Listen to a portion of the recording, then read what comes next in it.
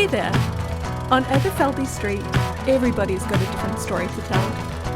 Aberfeldy Portraits gathers the stories of people who live in Poplar or cross paths with our community, showing what people are most proud of and care about, and uncovering the colourful, rich differences that make Aberfeldy a vibrant place to be. Join us weekly as we share these stories, and maybe you'll discover something new. For me, mental health is you shutting yourself down. We all make choices in life, whether they're good or bad. We have to live with those choices. Sometimes mental health can prevent you from doing the basics in life. Your thought process, you get the fog. You know what's there. You can describe something. You just shy away. You want to put your head down. You want to come away from reality. You want to be in a world where no one's going to affect you. You don't want to communicate. You don't want to look in someone in the eye. You go in on yourself so much that you don't want to be a part of the real world out there. This is what happened to me. I was a motivated person, always a motivated person in all what I did and all my jobs. I just couldn't see the end of the day. The end of the day wasn't coming. It was just the same day. I was on the same roller coaster. It was just everything that was coming to me was negative. There was no positivity in my life, in everything I was doing throughout the day. And the day just went on, and it seemed like a week. And I woke up the next day with minimal sleep. I'd wake up and it felt like I didn't go to sleep, and I was still on that roller coaster, and it was never ending, and there's no way out. So you start thinking, I've got this option, I've got this option, I've got this option. But actually it's only the one option. The way out of mental health is you have many options. You think you've got many options when you sit and go, no, I'm okay, yeah, okay. What's okay mean? Okay is I'm struggling here. And you have one option, and you're just spiralling. You don't want to acknowledge support. You don't want to get up and get washed in the morning. You don't want to eat your breakfast. You don't want to smell the fresh air. You just want to keep your curtains shut. You don't want to open an envelope because it's more negativity coming through the letterbox. You don't want to answer an email because you think it's someone who's going to give you you owe this money, or we're not coming around to fix your leak. Every single thing gets on top of you, and it becomes from a little bit of negativity. It's just you're surrounded by it. And so for me, mental health is many things. Of depression creeps in, and the anxieties, and all the things we know about mental health. But you stop challenging yourself. And for me, that's my way of describing mental health. Maybe it's obviously it will be different for other people, but my way, I've had to get onto my recovery, on my path of recovery. But well, to be honest, I was always on the path. I just fell off. I was put back on there. I was shown how to get back on by the people who know, i.e. the consultant GP, the people who looked after me in hospital. And I had to start going through every single barrier and find the mechanisms and find ways to get through my day and to just block things that were completely irrelevant in my life. It's very difficult. Mental health will shut you down. You don't see that everything is grey, for example.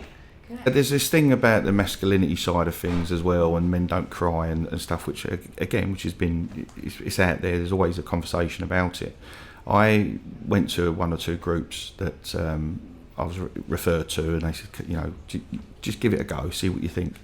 And I found that there was other guys similar to me. I was similar to them, and they felt that they were less a man, so they was less of a man. They couldn't say they was a real man. And what I found was, I was in one session in particular, and a guy wanted to cry, but he was holding it in. And there was a conversation I opened up about my difficulties and thinking I'm going to be on my own now, and through my journey. And then something was said, and this guy was holding it back, and I started crying. But I literally just took tissue to my eyes. He saw me cry, and he burst out crying. The day we had a coffee afterwards, and he said he shed 6 stone just by crying, and then he said, "Oh," I said, "Would you rephrase what you said earlier then, when you said you were only one piece?" And he said, "Yeah," he said, "I didn't feel like a man," and he said, "But I do now." So he actually was holding all that in because I'm a man, and you don't cry, and if you don't cry, you're more of a man. He actually cried and become a man. He then recovered himself to be, now I'm a man. So it shows you that you meet people with different qualities, and that again, that's a fantastic quality that he had, because I took that on board for my path. So again, it's sharing. And does anyone want to be crying and say, I'll take that and I might put that in my bag, and use it one day? A lot of men will go, no. I did, and I shared it with a group that I've got. We had a guy coming in for prostate, an ex-doctor. I've done a couple of sessions with this guy. He's come in, but the first one we had, there was 12 men in a room, and we had to pass tissues around. So I said to him, I encouraged the crying and things. So yeah, I've met like-minded people. I've learned a lot from those. They've said to me they've learned a bit from me. And that's what I like to think we can do with mental health, whether it's learning to build a car, or whether it's learning to do art, if it's learning to help learning with mental health and recovery. I think we can all learn in different ways. Well, I got invited into a ladies bingo group, and now it's a mixed group, because they love the fact that men come along and they know what it does for men as well, but they've actually said what it's done for them. They've learned. There's a couple of ladies in there, but one particular lady, she had a grandson or a nephew, I can't remember which way, and he was having difficulties, and she didn't understand the mental health side of the men, because she's a pensioner. So she said, in my day, it was different. And I've learned from her as well, in the way she talks. But the one thing she said, what's the best thing to do?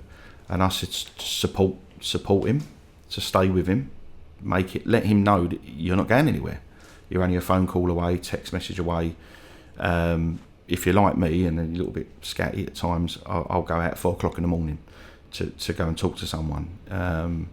And things, but yeah, the one thing is, just don't leave them. Let them know if you don't live with them. Obviously, just let them know you're only a phone call away, and then occasionally just ring up now and again and say to them, I know it's a bit late. Text them first, and then it's all right to call you, and just ask them, how's your evening been? It's not how's your day been. How's your evening been? Because the day is going to overload him. He's going to be starting thinking, well, that went wrong this morning. How was your evening? Did you have something to eat? Did you have a nice dinner? Just keep it general, nothing, don't quiz him, and things like that. Just keep it like that, short and sweet. But yeah, if he's got an appointment, maybe make sure that someone can go with him for any kind of appointments, even if you wait outside. But ultimately, just find out if they're getting the support. If not, if you know how to get the support, go and ask. Go and speak to your own GP and say, my nephew, grandson is struggling. Is there any way I can support? And then that way, what you're doing is you're with him all the time. So my advice would just be, just stay with the person, and just don't just go, well, you're all right now, so I need to go off. Just let them know you're with them constantly, even if you're not present with them.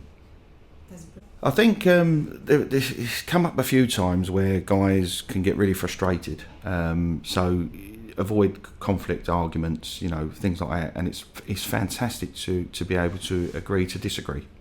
If anyone with mental health, if you was to say, no, you're wrong, no, that's not going to help.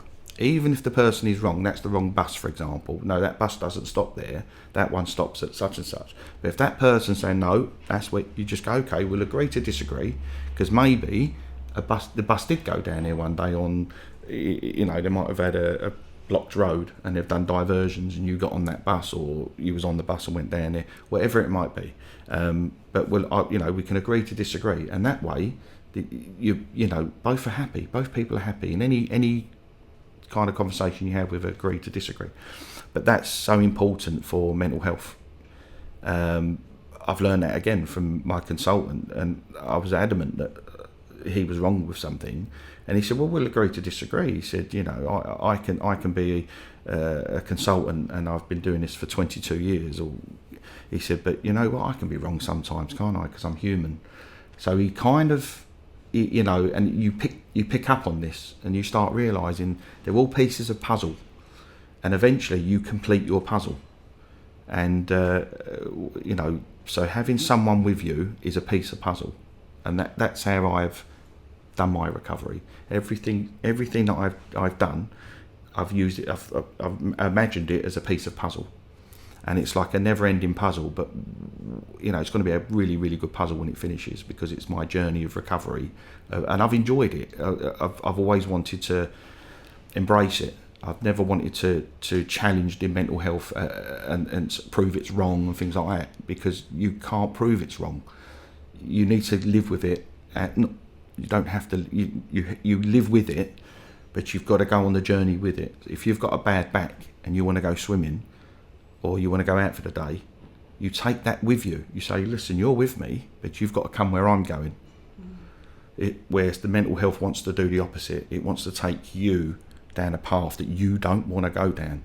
So if you just pick that mental health up and say, have a word with it and say, well, I'm going out today and you're coming with me, whether you like it or not, and you will feel hair stick up on your arms, because you're in charge. You're taking control of the mental health. So you're making that decision for the mental health rather than the opposite.